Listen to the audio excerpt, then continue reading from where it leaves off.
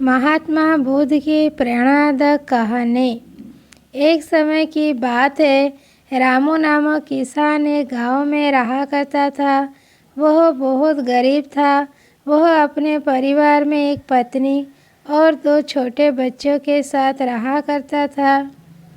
इतनी गरीबी होने के कारण वह अपने परिवार का भरण पोषण करने में अक्सर असमर्थ होता था और वह उन्हें कभी कभी 2 वक्त की रोटी भी उपलब्ध नहीं करा पाता था।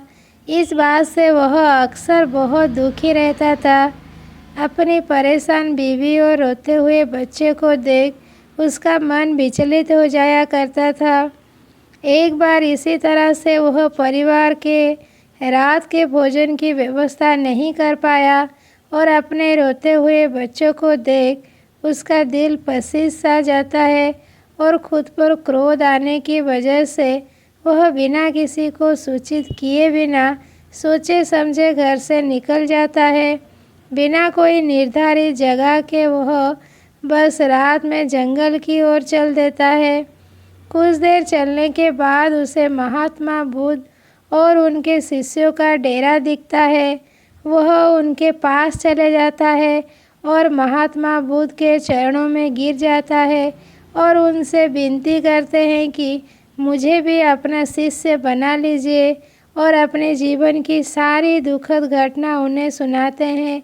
महात्मा बुद्ध को यह सुनकर बेहद अफसोस होता है कि वह अपने 2 छोटे बच्चे और अपनी पत्नी को छोड़कर जंगल की ओर चल दिया, पर वह उसे बहुत ही समझदारी से सीख देना चाहते थे।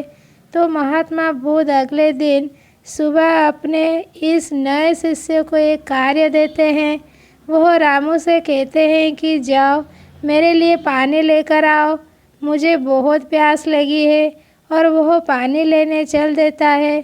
थोड़ी देर चलकर उसे एक सरोवर दिखता है, पर वह देखता है कि वहाँ पर खूब सारे जानवर उथल पुथल मचा रहे थे, आपस में लड़ झगड़ रहे थे। तो कोई जानवर वहाँ गर्मी से बचने के लिए पानी में आनंद ले रहे थे, जिसकी वजह से सरोवर का पानी बहुत ही गंदा और कीचड़ से दूषित हो गया था।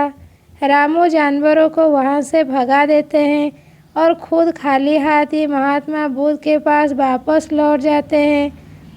और बुद्ध रामू को खाली हाथ देकर उनसे पूछते हैं कि तुम पानी लेकर नहीं आए। वह सारी बात बुद्ध को बताते हैं। महात्मा जी उनसे कहते हैं कि तुम दोबारा जाओ। वह वापस जाता है और यह देखकर चकित रह जाता है कि सरोवर का पानी बहुत ही स्वच्छ और निर्मल दिख रहा था। वह मन ही मन सोचने लग पड़ा कि आखिर यह कैसे हुआ। वह पानी को घड़े में भरकर बुद्ध के पास चले जाते हैं और उन्हें पानी पीने के लिए देते हैं।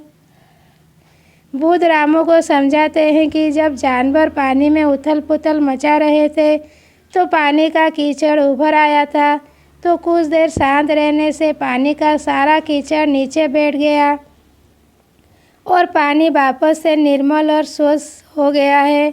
महात्मा बुद्ध रामू को समझाते हैं कि इसी तरह कभी जीवन में उथल पुथल मची हो या कोई कठिनाई हो या उस वक्त गुस्से में लिया निर्णय हमेशा ही गलत और नुकसानदायक साबित होता है। यह सुनकर रामू को एहसास होता है कि उसने अपने परिवार के साथ बहुत गलत किया है। वह बुद्ध से क्षमा मांगकर वापस अपने परिवार के पास लौट जाते हैं।